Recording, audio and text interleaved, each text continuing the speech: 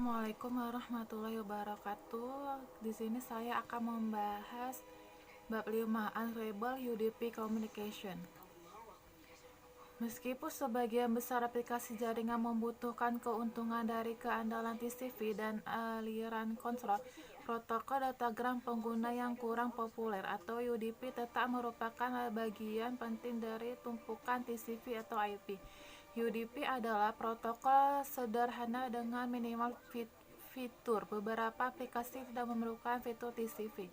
Send and overhead sesi aplikasi itu seperti domain, layanan, resolusi nama. Pilih untuk menggunakan UDP sebagai gantinya. Bab ini dimulai dengan membandingkan UDP dengan TCP, dengan fokus pada skenario di mana UDP mungkin merupakan pilihan yang lebih baik daripada TCP. Kemudian Anda akan belajar cara mengirim dan menerima paket UDP di Go. Terakhir, Anda akan mempelajari mengapa sebaiknya batasi ukuran paket UDP yang Anda kirim melalui jaringan dan cara menentukan ukuran paket yang optimal. Menggunakan UDP sederhana dan tidak dapat diandalkan. UDP tidak dapat diandalkan karena tidak mencakup banyak mekanisme yang membuat TCP sangat dapat dipercaya. Ini menyediakan sedikit lebih dari alamat sekolah, alamat IP dan port. Faktanya, protokolnya sangat sederhana sehingga RVC 768 menjelaskan semuanya dalam sekitar 3 halaman. Tidak seperti TCP, UDP tidak memberikan dukungan sesi atau bahkan mengkonfirmasi bahwa tujuan mungkin itu hanya membuat UDP terbaik untuk menerima konfirmasi pengiriman. UDP memiliki beberapa keunggulan dibanding TCP, sedangkan TCP harus membangun session dengan setiap node individu dalam kelompok sebelum dapat mengirimkan data. UDP dapat mengirim satu paket ke sekelompok node tanpa menduplikasi paket, sebuah proses yang dikenal sebagai multicasting. UDP juga mampu menyiarkan paket semua anggota subnet karena tidak perlu membuat sesi antara setiap simpul. UDP sangat ideal ketika paket yang hilang tidak mengganggu komunikasi secara keseluruhan. Negation karena paket yang paling baru terima dapat menggantikan sebelumnya menjatuhkan paket. Struktur paket UDP terlihat dari header 8 dan payload.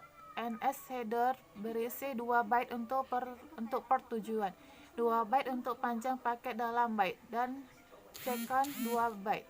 Mini panjang paket itu adalah 8 byte untuk memperhitungkan header dan pembayaran kosong untuk gambar 51. Mengilustrasikan paket UDP. Muatan gambar 51 header dan muatan paket UDP. Meskipun panjang paket maksimum adalah 65.535 byte, lapisan aplikasi protokol sering membatasi panjang paket untuk menghindari fragmentasi. Yang kami diskusikan di menghindari fragmentasi pada halaman 115. Mengirim dan menerima data UDP. Ketika data untuk mengirim dan menerima data UDP tidak berbeda dibandingkan ke TCP. Netcom, interface untuk menangani koneksi berorientasi aliran seperti TCP antara kalian dan server, tetapi antarmuka ini tidak ideal untuk koneksi UDP karena UDP bukan protokol berorientasi aliran UDP. UDP tidak mempertahankan sesi atau melibatkan proses jabat tangan seperti TCP. UDP tidak memiliki penerimaan transmisi ulang atau kontrol aliran. Sebaliknya, UDP terutama bergantung pada paket berorientasi netpack paket connector wajah. Kami akan bahas kasus penggunaan untuk netcon dengan UDP nanti di bab ini, tetapi netpacketcon adalah pilihan yang lebih baik untuk sebagian besar aplikasi UDP.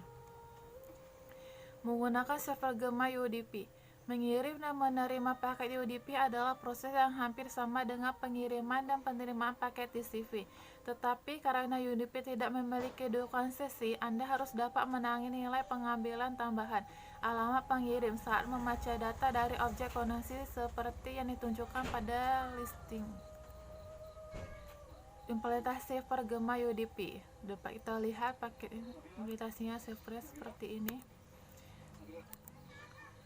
Kode ini memungkinkan Anda untuk memutar server UDP yang akan menggemakan UDP apapun paket dan terimanya ke pengirim.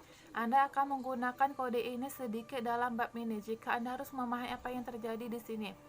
Fungsi menerima konteks 1 untuk memungkinkan pembatalan server gema oleh pemanggil dan alamat string dalam format host port yang sudah dikenal.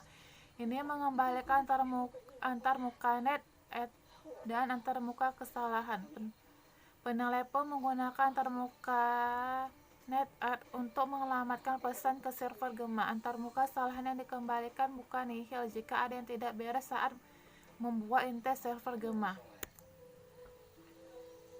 Sebuah coroutine mengelola gema pesan yang tidak sinkron oleh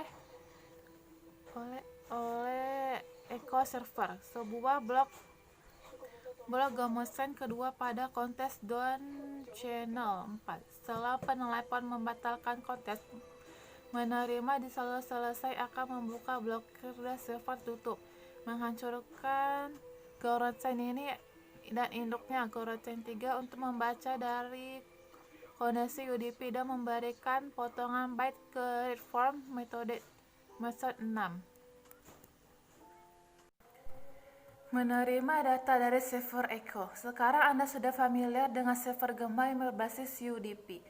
Mari kita lihat beberapa kode klien yang berinteraksi dengan server gema. Daftar 52 menunjukkan interaksi sederhana dengan server game. Dapat kita lihat ilustrasinya seperti ini. Anda meneruskan konteks dari string alamat ke fungsi echo server dan menerima alamat server satu objek. Anda menunda panggilan ke konteks batalkan fungsi yang memberi sinyal kepada server untuk keluar dan menutup garantinya. Di dalam aplikasi dunia nyata, menggunakan konteks untuk pembatalan jangka panjang proses berguna untuk memastikan Anda tidak membocorkan sumber daya seperti memori atau tidak perlu menjaga file tetap terbuka. Penting untuk dicatat bahwa tes di daftar 52 bisa gagal. Meskipun Anda membaca paket dari dan menulis paket ke tumpukan jaringan lokal komputer, paket masih tunduk pada semua kondisi yang membuat UDP tidak dapat diandalkan. Melalui jaringan tersimpul, misalnya buffer kirim atau terima penuh, atau kurangnya RAM yang tersedia, dapat mengakibatkan paket jatuh. Paket UDP besar dapat mengalami fragmentasi tion. Setiap koneksi UDP adalah pendengar. Ingat bahwa dari bab 3, pakai NetGo membedakan antara TCP objek koneksi TCP con dan pendengar TCP atau TCP listener. Daftar TCP listener adalah menerima koneksi dan mengembalikan objek yang mewakili sisi koneksi pendengar sehingga pendengar kemudian dapat mengirim pesan ke klien. Beberapa daftar berikutnya adalah bagian dari pengujian bahwa objek koneksi UDP tunggal dapat menerima paket dari lebih satu pengiriman. Daftar 53 memutarkan server klien untuk pengujian. Dapat kita lihat seperti ini.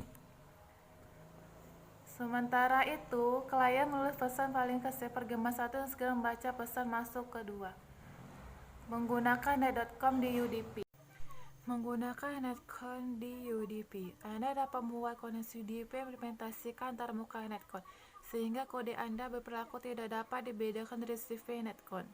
Anda melakukannya dengan melewatkan UDP sebagai argumen pertama ke fungsi net.